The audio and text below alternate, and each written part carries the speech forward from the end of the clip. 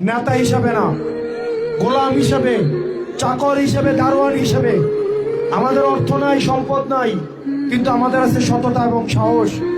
যেই সততা, যেই সাহস হাসিনা লক্ষ কোটি টাকা দিয়ে কিনতে পারে নাই। গত ১.৫ বছরে একটা হারাম টাকাও স্পর্শ করে দেখি নাই। আপনার সন্তান কোনো হাত দিয়ে একটা হারাম টাকা কোনোদিন বক্ষণ করবে না। প্রয়োজন হলে আপনার থেকে ভিক্ষা চাইয়া নিবে, কিন্তু কোনোদিনও টেন্ডারবাজি, চাঁদাবাজি করবে না।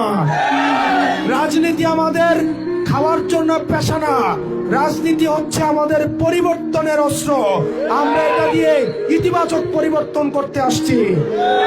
আমরা কোনো পারিবারিক ঠিকাদারি নিয়ে রাজনীতি করতে আসি নাই।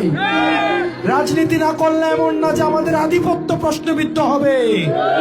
রাজনীতি না করলে এমন না যে আমার এলাকা আমার কন্ট্রোল থেকে বের হয়ে যাবে।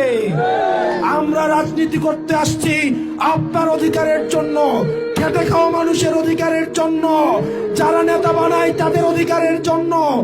আমরা রাজনীতি করতে আসছি যে মানুষ বিল্ডিং বানায় কিন্তু তার কোনোদিন বিল্ডিং হয় নাই, তার অধিকারের জন্য।